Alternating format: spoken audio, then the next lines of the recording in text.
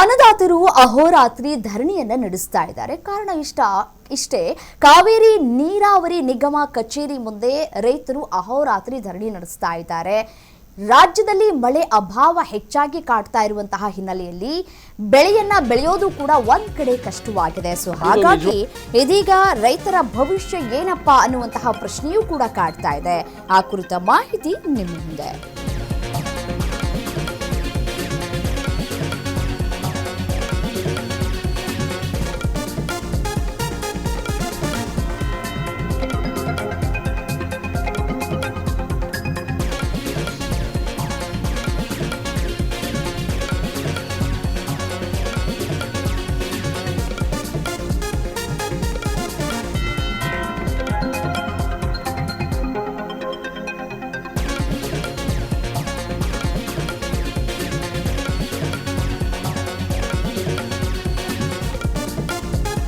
ಕಾವೇರಿ ನೀರಾವರಿ ನಿಗಮದ ಕಚೇರಿ ಮುಂದೆ ರೈತರು ಅಹೋರಾತ್ರಿ ಧರಣಿಯನ್ನು ನಡೆಸ್ತಾ ಇದ್ದಾರೆ. ಶ್ರೀರಂಗಪಟ್ಟಣ ತಾಲೂಕಿನ ಕೆಆರ್ಎಸ್ ಡ್ಯಾಂ ಬಳಿಯ ಕಚೇರಿ ಮುಂಭಾಗ ಆಕ್ರೋಶವನ್ನು ವ್ಯಕ್ತಪಡಿಸ್ತಾ ಇದ್ದಾರೆ.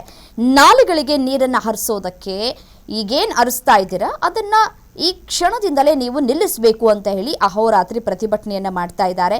ಜಿಲ್ಲಾ ರೈತ ಸಂಘದ ಸಹಯೋಗದಲ್ಲಿ ಕಾರ್ಯಕರ್ತರು ಪ್ರತಿಭಟನೆಯನ್ನ ಮಾಡ್ತಾ ಇದ್ದಾರೆ.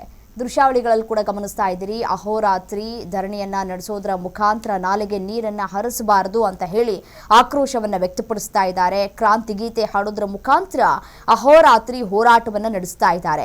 ನಾಲೆಗೆ ನೀರನ್ನ ಹರಿಸದ ಹೊರತು ಪ್ರತಿಭಟನೆಯನ್ನ ನಾವು ನಿಲ್ಲಿಸೋದಿಲ್ಲ ಅಂತ ಹೇಳಿ ರೈತರು ಬಿಗಿ ಪಟ್ಟನ್ನ ಹಿಡಿದಿದ್ದಾರೆ. ನೋಡಿ, ಕುಡಿಯೋದಕ್ಕೆ ನೀರಿಲ್ಲ, ನಮ್ಗಳಿಗೆ ಇಲ್ಲಿ ಸರಿಯಾಗಿ ಬೆಳೆಯನ್ನ ಬೆಳೆಯೋದಕ್ಕೆ ನೀರಿಲ್ಲ, ನೀವು ತಮಿಳುನಾಡಿಗೆ ನೀರನ್ನ ಹರಿಸ್ತಾ ಇದ್ದೀರಿ, ಅದನ್ನ ಈ ಕ್ಷಣದಿಂದಲೇ ನೀವು ನೀರನ್ನು ಹರಿಸುವುದನ್ನು ನಿಲ್ಲಿಸಬೇಕು ಅಂತ ಹೇಳಿ ಆಕ್ರೋಶವನ್ನು ವ್ಯಕ್ತಪಡಿಸ್ತಾ ಇದ್ದಾರೆ. ಮತ್ತೊಂದು ಕಡೆ ನೋಡಿ, ದೆಹಲಿಯ ಇಂದಿನ ಸಭೆಯತ್ತ ಕರ್ನಾಟಕದ ಜನರ ಚಿತ್ತ ಕೂಡ ನೆಟ್ಟಿದೆ. ಕಾವೇರಿ ವಿವಾದವು ಸಮಾಧಾನಕರ ನಿರ್ಣಯವೋ ಅನ್ನುವಂತಹ ಪ್ರಶ್ನೆಗಳು ಕೂಡ ಇಲ್ಲಿ ಕಾಡ್ತಾ ಇದೆ. ಇಂದಿನ ಸಭೆ ನಿರ್ಧರಿಸುತ್ತೆ ಕಾವೇರಿ ಕೊಳ್ಳದ ರೈತರ ಭವಿಷ್ಯವನ್ನ. ಏನ್ ತೀರ್ಮಾನ ಆಗುತ್ತೆ ಇಂದಿನ ಸಭೆಯಲ್ಲಾದ್ರೂ ಸಿಗಲಿದ್ಯಾ ಮಂಡ್ಯ ಜನರಿಗೆ ಗುಡ್ ನ್ಯೂಸ್?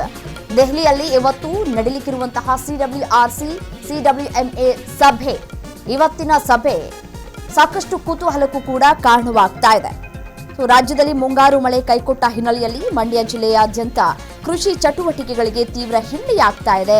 ಹಾಗಾಗಿ ಕಾವೇರಿ ಅಚ್ಚುಕಟ್ಟು ಪ್ರದೇಶದ ಜೀವನಾಡಿಯಾಗಿರುವಂತಹ ಕೃಷ್ಣರಾಜಸಾಗರ ಜಲಾಶಯದಲ್ಲಿ ಸದ್ಯಕ್ಕೆ ಸುಮಾರು ಇರೋದು 80 ರಿಂದ 90 ಅಡಿಗಳಷ್ಟು ನೀರು. ಕಾವೇರಿ ನೀರಾವರಿ ನಿಗಮ ಮತ್ತೆ ರಾಜ್ಯ ಸರ್ಕಾರ ನಾಲೆಗಳಿಗೆ ಕೃಷಿ ನೀರನ್ನ ಬಿಡುಗಡೆ ಮಾಡೋದಕ್ಕೆ ವಿಳಂಬ ಮಾಡ್ತಾ ಇದೆ.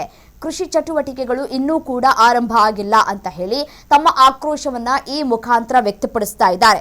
ಇದರಿಂದಾಗಿ ಜಿಲ್ಲೆಯ ಪ್ರಮುಖ ವಾಣಿಜ್ಯ ಬೆಳೆಗಳಾಗಿರುವಂತಹ ಈ ಕಬ್ಬಾಗಿರ್ಬೋದು ಅಥವಾ ಭತ್ತದ ಸಸಿಗಳು ಇನ್ನೂ ಕೂಡ ಬೆಳೆಯೋದಕ್ಕೆ ಸಾಧ್ಯ ಆಗ್ತಾ ಇಲ್ಲ. ಕಾರಣ ನೀರಿಲ್ಲ, ಒಣಗೋಗ್ತಾ ಇದೆ. ಕಟಾವಿಗೆ ಬಂದಿರುವಂತಹ ಬೆಳೆಗಳು ಕೂಡ ಇದೀಗ ಕೈ ತಪ್ಪುವಂತಹ ಭೀತಿ ರೈತರಲ್ಲಿ ಕಾಡ್ತಾ ಇದೆ.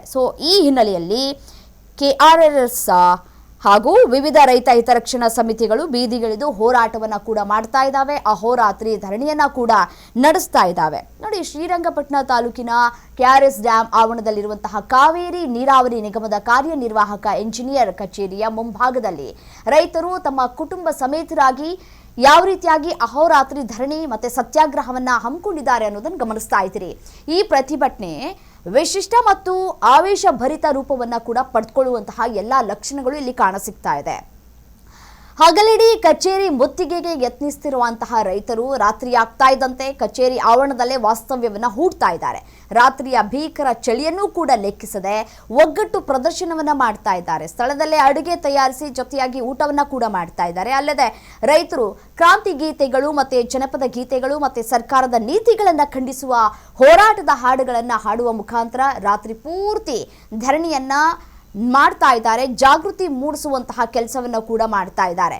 ರೈತರ ಪ್ರಮುಖ ಆರೋಪ ಮತ್ತೆ ಬೇಡಿಕೆ ಏನಪ್ಪಾ ಅಂತಂದ್ರೆ, ಜಲಾಶಯದಲ್ಲಿ ಕನಿಷ್ಠ ಮಟ್ಟದ ನೀರಿದ್ರೂ ಕೂಡ ಸರ್ಕಾರ ಬೆಂಗಳೂರಿನ 6ನೇ ಹಂತದ ಕುಡಿಯುವ ನೀರಿನ ಯೋಜನೆಗೆ ಮತ್ತೆ ತಮಿಳುನಾಡಿಗೆ ಕದ್ದು ಮುಚ್ಚಿ ನೀರನ್ನ ಬಿಡೋದಕ್ಕೆ ಆದ್ಯತೆಯನ್ನ ಕೊಡ್ತಾ ಇದೆ. ಅದನ್ನ ಹೊರತುಪಡಿಸಿ ಸ್ಥಳೀಯ ಅನ್ನದಾತರ ಬೆಳೆ ರಕ್ಷಣೆ ಮಾಡಬೇಕಲ್ಲ, ಅದಕ್ಕೆ ಯಾಕೆ ಮುಂದಾಗ್ತಾ ಇಲ್ಲ ಅಂತ ಹೇಳಿ ಪ್ರಶ್ನೆಯನ್ನ ಮಾಡ್ತಾ ಇದ್ದಾರೆ. ನಾವು ಕಷ್ಟಪಟ್ಟು ಬೆಳೆದಂತಹ ಕಬ್ಬು ಮತ್ತೆ ಭತ್ತದ ಬೆಳೆಗಳನ್ನ ಕಣ್ಣೆದ್ರೆ ಒಣಗೋದಕ್ಕೆ ಬಿಡೋದಕ್ಕೆ ಸಾಧ್ಯ ಇಲ್ಲ ಅಂತ ಹೇಳಿ ಆಕ್ರೋಶವನ್ನು ವ್ಯಕ್ತಪಡಿಸ್ತಾ ಇದ್ದಾರೆ. ಕೂಡ ಈ ಜಿಲ್ಲೆ ರೈತರ ಸ್ಥಿತಿ ಬಹಳ ಶೋಚನೀಯ ಸ್ಥಿತಿನಲ್ಲಿದೆ. ಮೊನ್ನೆ ICC ಸಭೆ ಈ ಜಿಲ್ಲೆಯ ಉಸ್ತುವಾರಿ ಮಂತ್ರಿಗಳಾದಂಥ ರಾಮಲಿಂಗಾರೆಡ್ಡಿ ಅವರ ಅಧ್ಯಕ್ಷತೆಯಲ್ಲಿ ನಡೆದಂಥ ಸಭೆಯಲ್ಲಿ ಇನ್ನೊಂದು 2 ದಿನದೊಳಗಡೆ ನಾವು ನೀರನ್ನ ಹರಿಸ್ತೀವಿ ಅಂತ ಹೇಳಿದ್ರು. ಆದರೆ ಸಭೆ ನಡೆದು ಈಗಾಗಲೇ 4-5 ದಿನ ಆಗಿದೆ. ಇವತ್ತಿನೂ ಕೂಡ ಒಂದು ಹನಿ ಯಾವುದೇ ನಾಲೆಗಳಲ್ಲಿ ನೀರು ಬರ್ತಾ ಇಲ್ಲ. ರೈತರು ಇವತ್ತು ಆತಂಕಕ್ಕೆ ಒಳಗಾಗಿದ್ದಾರೆ. ಇವತ್ತು ಮಳೆ ಇಲ್ಲದೆ ಬೆಳೆದಿರ್ತಕ್ಕಂಥ ಬೆಳೆಗಳು ಕೂಡ ಒಣಗ್ತಾ ಇದೆ. ಎಲ್ಲೋ ಒಂದು ಕಡೆ ಆಶಾಭಾವನೆ ಕಾವೇರಿ KRS ಇವತ್ತು 92 ಅಡಿ ನೀರು ಇದೆ, ಬಿಡ್ತಾರೆ ಅಂತಕ್ಕಂಥ ಒಂದು ಆಶಾಭಾವನೆಯಲ್ಲಿ ಈ ಜಿಲ್ಲೆಯ ಜನರು ಇದ್ವಿ. ಆದರೆ ಈ ರಾಜ್ಯದ ಮುಖ್ಯಮಂತ್ರಿಗಳಾದಂಥ ಮಾನ್ಯ DK ಶಿವಕುಮಾರ್ ಅವರು ಕಾವೇರಿ ಪ್ರಾಧಿಕಾರದ ಸಭೆ 15 ತಾರೀಕಿದೆ, ಅದಾದ ಮೇಲೆ ನಾವು ಬಿಡ್ತೀವಿ ನೀರು ಅಂತ ಹೇಳ್ತಾ ಇದ್ದಾರೆ. ಯಾಕೆ ಈ ರೀತಿ ಜಿಲ್ಲೆಯ ಜನರ ರೈತರ ಬದುಕಿನ ಜೊತೆ ಚೆಲ್ಲಾಟ ಆಡ್ತಾ ಇದ್ದಾರೆ ಅಂತೇಳಿ ನಮ್ಗೆ ಅರ್ಥ ಆಗ್ತಾ ಇಲ್ಲ. ಪ್ರತಿನಿತ್ಯ ನಾವು ರೈತರ ಪರವಾಗಿ ಅಂತೇಳಿ ಮಾತನಾಡ್ತೀರಿ. ಇವತ್ತು ರಾಜ್ಯ ಮಂಡ್ಯ ಜಿಲ್ಲೆಯಲ್ಲಿ ಮಳೆ ಇಲ್ಲದೆ ಇವತ್ತು ಬೆಳೆದಿರ್ತಕ್ಕಂಥ ಬೆಳೆಗಳೆಲ್ಲ ಒಣಗ್ತಾ ಇದೆ. ನೀರನ್ನು ಬಿಡ್ತೀನಿ ಅಂತೇಳಿ ಬಿಡ್ತಾ ಇಲ್ಲ.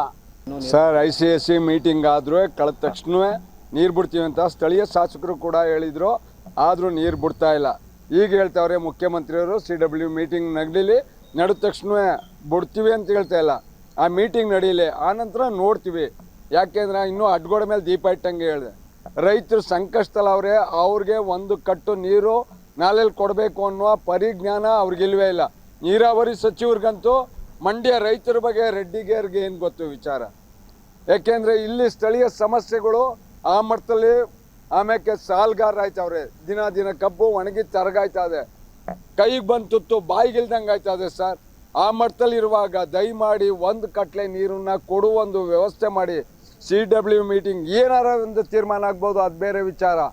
ಒಂದು ಕಟ್ಲೆ ನೀರು ಕೊಡಲೇಬೇಕು. ಯಾಕೆಂದರೆ ಈಗ ಪ್ರೆಸೆಂಟು ಒಣಗ್ತಾ ಇರೋ ಬೆಳೆ ಏನಾದ್ರು ಕೈಗೆ ಸಿಗ್ತದೆ, ಬಾಯಿಗೆ ಬಂದು ತುತ್ತು ಕೈಗಿಲ್ದಂಗೆ ಆಗ್ತದೆ ಸರ್. ದಯಮಾಡಿ ಇದ್ರ ಬಗ್ಗೆ ಯೋಚನೆ ಮಾಡಿ ಸರ್ಕಾರ ಖಡಕ್ ತೀರ್ಮಾನ ತಗೋಬೇಕು. ಇಲ್ಲಾರು ಸರ್ಕಾರಕ್ಕೆ ಒಂದು ಎಚ್ಚರಿಕೆ, ನೀವೇನಾರ ಈ ತೀರ್ಮಾನ ತಗೊಳ್ಳಿಲ್ಲ ಅಂದರೆ ಹಳ್ಳಿ ಮಟ್ಟದಲ್ಲಿ ಪ್ರತಿಭಟನೆ ಯಾವ ಮಟ್ಟದಲ್ಲಿ ಮಾಡಬೇಕು ಅಂತ ಮಾಡ್ತೀವಿ. ಈ ಸರ್ಕಾರಕ್ಕೆ ಬುದ್ಧಿ ಕಲಿಸುವ ರೀತಿ ನೀತಿನ ಕಲಿಸ್ತೀವಿ.